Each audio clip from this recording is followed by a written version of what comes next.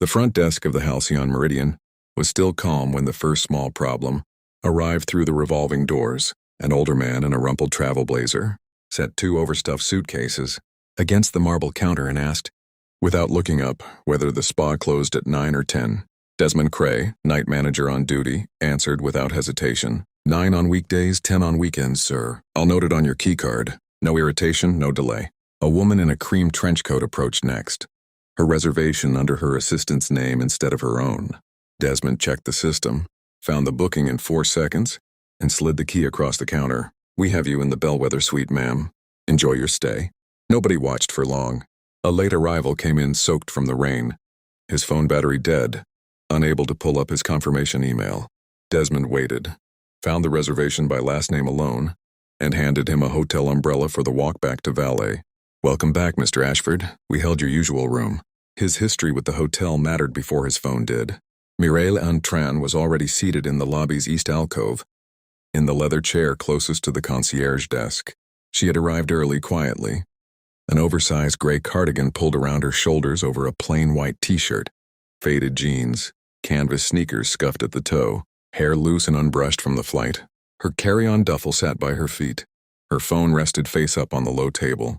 The reservation still open on the screen. Presidential suite prepaid 3 nights under her own name. She had not asked for champagne. She had not asked to be recognized. She had closed her eyes for less than a minute before a shadow crossed the low table. Excuse me. Mireille opened her eyes. Desmond stood over her now, tablet held against his chest, the warm counter smile gone from his face. I need to verify your reservation details before we can proceed with check-in.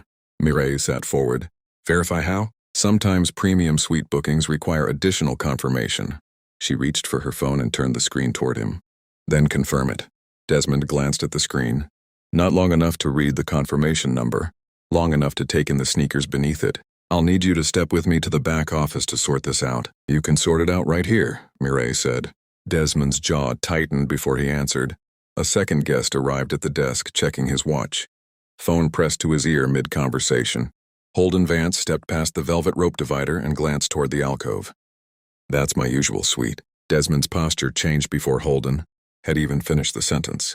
Mr. Vance, I'm so sorry for the wait. We're just clearing up a booking discrepancy. Holden looked at Mireille's sneakers, then at the duffel bag. I have an early call. I really need that room tonight. Mireille looked at him evenly. This suite is already booked. Holden offered a small patient smile, the kind people use when they expect staff to translate preference into policy. Desmond knows how we do things here. Desmond tapped the tablet. The reservation appeared. Mireille caught a glimpse of her own name before Desmond angled the screen away. Mireille Antran, Presidential Suite, prepaid in full. No hold, no duplicate booking. No flag. Desmond did not close the record. He opened another menu instead. Guest recovery. Mireille watched his thumb move. A new line appeared. Voluntary room release, alternate accommodation offered. She read it, then looked at him. Why offer a release before you've proven a problem exists? Desmond held the tablet tighter. This is standard procedure when a booking needs review to protect suite inventory. The booking is right there on the screen, Mireille said. It's displayed, Desmond said. It hasn't been cleared. Holden sighed and checked the lobby clock. I've been a loyalty member here for 11 years. I shouldn't have to stand around for this. Nobody asked why he was standing beside a reservation with someone else's name attached to it. A young woman near the lobby fireplace, Priya Bhatt, lowered the magazine she'd been pretending to read. She was watching Desmond's tablet, not Mireille. Her phone sat in her lap, camera app already open, not yet raised. Mireille reached for her own phone and typed with both thumbs. Oh, Dallas, they're building a removal file at the front desk. Save everything now. She set the phone back down, screen facing outward toward the room. Desmond noticed. Ms. Tran, texting won't change the process. No, Mireille said, but it will preserve it. Desmond's expression went flat. He turned toward the concierge line and pressed the call button mounted beneath the counter. Radio crackle. Head of security Boone Radley arrived a minute later. Jacket half buttoned, expression already arranged around inconvenience. What's going on here? Desmond spoke first. Guest in the alcove is under booking review. We offered alternate accommodation. She's refusing to move to the back office so we can resolve it. Mireille looked at him directly. That is not what happened. Holden shifted behind Desmond. Look, I'm sorry, but this is taking forever. Boone looked at Holden, then Desmond, then Mireille. His eyes lingered a moment on the cardigan before reaching her face.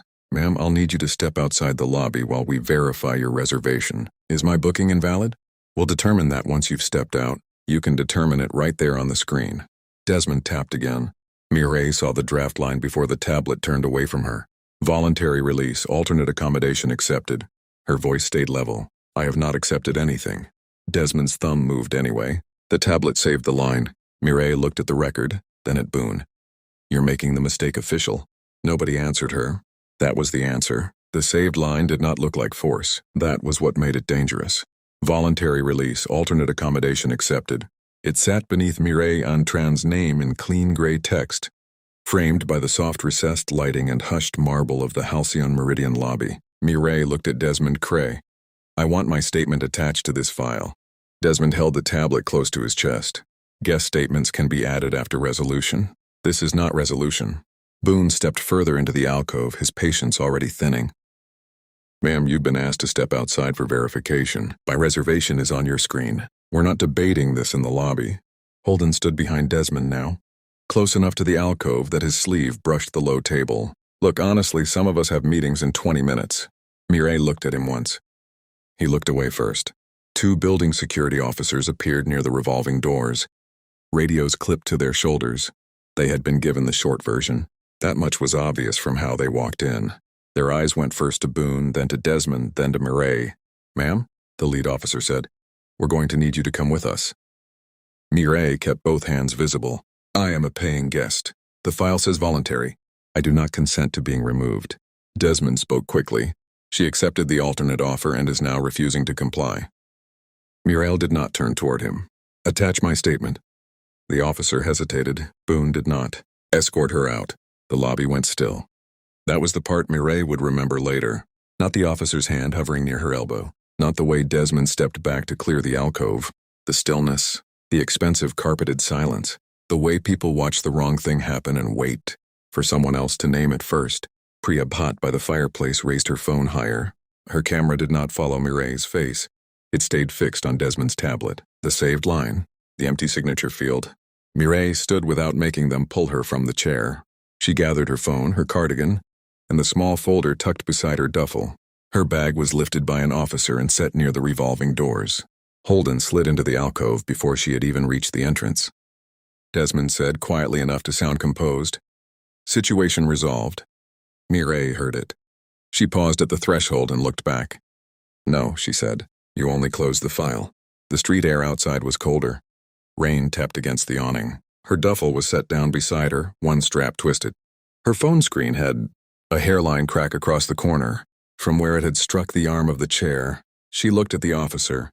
"Your note says I didn't consent?" He didn't answer fast enough. That was also an answer. Mireille walked half a block, then turned into the private members' lounge 2 doors down. The one reserved for Hallward Ventures' travel account. The receptionist began to ask a question, then saw the access approval light up on her own tablet and opened the door. Without another word, inside the glass-walled room, Mireille called Odalis Reyes. Odalis picked up on the second ring. "Tell me exactly what they entered." Mireille watched the Halcyon Meridian's lit sign through the window across the street. Voluntary release. Alternate accommodation accepted. No statement attached. Odalis was quiet for one breath, then her voice cooled into something precise. "I'm activating the reputation hold. Send Farid the file." Already pulling it. Mireille watched a bellhop wheel a luggage cart past the hotel's front doors. "Include the video from the fireplace chair if Priya sends it." She did. Partial tablet sequence. "It's enough." Across town, inside the Halcyon Meridian's back office, General Manager Farid Ose saw the first internal alert appear on his terminal before the night. Audit had even closed out. Suite release under review. Funding party flagged. Hold all further charges. His assistant manager, Callum Doyle, glanced over his shoulder. "What is it?" Farid pointed. Callum's face went pale. "That can't be right. That's just a booking note." A second alert appeared. Suite release file under legal hold. Do not process any further charges or reassignments. Callum did not touch the override key. Farid stared at the screen, then reached for the internal phone. He dialed the front desk. "Desmond, hold everything at the counter. We have a discrepancy to review." Callum looked at the printed guest ledger in his hand. That's not what the alert said. Meanwhile, upstairs, Holden had already settled into the presidential suite. Jacket draped over the back of a chair. Desmond sent up a bottle of water with both hands and an apology for the delay. Priya Bhatt, still in the lobby, saved her recording to cloud storage, before the elevator doors had even closed on the 15th floor. In the members' lounge, Odalis called Farid Osei directly, the hotel's owner-operator, and the man who had personally courted Hallward Ventures for the renovation loan 18 months earlier. Mireille listened to only Odalis's side of it. Your funding partner was removed from the lobby under a voluntary release code with no guest signature. A pause. No, not a misunderstanding. A record. Another pause. Your capital call is still pending board approval. You have one chance to keep it that way. Across the street, the Halcyon Meridian's lit marquee sign flickered once in the rain. Farid's voice, still audible faintly through the phone, changed its shape entirely. Downstairs, Boone Radley checked his watch near the front desk, unaware that the elevator carrying Farid Osei toward the lobby had already begun its descent. Desmond Cray straightened his jacket, expecting nothing more than a routine end to a routine shift. He was wrong. The elevator doors opened onto the lobby 15 minutes later, and stepping out of them, before anyone in the lobby had time to prepare a version of events, came Farid Osei himself, a compliance officer named Denise Achebe at his side, and, walking just behind them in the same gray cardigan, sneakers still damp from the rain outside, was Mireille Antran. Desmond Cray straightened at the front desk. Boone Radley stopped near the revolving doors, one hand still resting on his radio. Holden Vance, upstairs unpacking, had no idea any of it was happening. Farid did not address the lobby. He did not look toward the alcove chair, still faintly warm from where Mireille had been sitting. He turned to Denise, gave one short nod, and let her step forward first. Denise carried a tablet and a sealed folder under one arm. Behind her, Mireille stood near the revolving doors in the same gray cardigan. Rain still darkened one sleeve. Her hair remained loose at the edges. The crack across her phone's corner caught the lobby light. She looked exactly like the woman they had removed 40 minutes earlier. That was the point. Denise stopped at the front desk. Before anyone explains, she said, I need the release file. Desmond's fingers tightened around the tablet edge. Boone spoke first. We had a guest compliance issue with the alcove reservation. Denise looked at him without blinking. That's a conclusion. I asked for the file. Desmond handed the tablet across the counter. Denise opened the timeline. The lobby stayed quiet while her eyes moved down the log line by line. Presidential suite Mireille Antran, prepaid in full, no booking hold. No duplicate reservation, no security flag. She scrolled once more. Guest recovery menu opened after Holden Vance requested the presidential suite. Holden, now descending in the elevator having heard something was wrong, stepped out just in time to hear his own name. Denise continued without pause. Booking review selected before any confirmed booking error was documented. Alternate accommodation offered before any verified reservation defect. Desmond's mouth opened. Denise did not look up. Voluntary release accepted. Saved with no guest signature. No guest statement attached, security note incomplete. The words settled over the lobby. No one needed to raise a voice. Mireille stood just inside the revolving doors now. She did not step toward Desmond. She did not step toward Holden. She looked at the tablet. That record says I agreed. Denise nodded once. It does, I did not. I know. Farid closed his eyes for a moment. When he opened them, he looked years older than he had that morning. Ms. Tran, he said, I am sorry. Mireille did not move toward the apology. Correct the record first. Denise typed. Correction. Guest did not voluntarily release the reservation. No guest signature. No guest statement attached before removal. Original suite booking remained valid throughout. She locked the correction. A gray tag appeared beneath it. Preserved under legal hold. Then Denise opened the building security incident note. She added the missing line in front of everyone. Building security acted on a hotel-generated removal file. Guest did not provide voluntary release consent. Mireille read it once. Only then did she look at Farid. Now we can talk, she said. Boone shifted his weight near the doors. The removal was made for guest safety and lobby order. Denise turned to him. There is no incident report describing a safety concern. There's a booking dispute and a blank signature field. Boone's jaw tightened. I followed the front desk's escalation. You selected escort her out without confirming consent, Denise said. She opened the staff permissions panel on the tablet. Desmond Cray, your guest recovery and release reason access is frozen pending review. Desmond's face went still. I followed standard procedure. You entered accepted without acceptance, Denise said. The tablet updated. Guest recovery access frozen. Release reason entry locked. Desmond stared at the lines longer than he had ever looked at Mireille's reservation. Holden Vance, still standing near the elevator with his jacket half on, finally spoke. "This has nothing to do with me."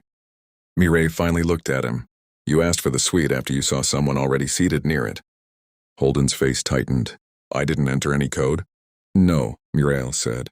"You only benefited from it." Denise checked his loyalty profile. "Your priority upgrade privileges are suspended pending a conduct review. You'll return to your original room, or you're welcome to check out." Holden looked at Farid. Farid did not help him. Holden picked up his suitcase and stepped away from the alcove without another word. No one in the lobby applauded him leaving, but no one stopped him either. Priyabhat, still near the fireplace, raised her phone from her seat. "I have the screen from before she was escorted out," she said. The signature field was blank the entire time. Denise looked toward her. "A secure link is being sent to your phone now. Please attach it there." Phones throughout the lobby began to buzz quietly one after another, as the incident notice reached every guest who had checked in that evening. Mireille watched the lobby receive a statement link that should have existed long before anyone touched her reservation. Farid lowered his voice. "The original financing terms can still be repaired, I hope." Mireille looked at him for a long moment. "No, the original terms were priced for a hotel that knew how to read its own records." He swallowed.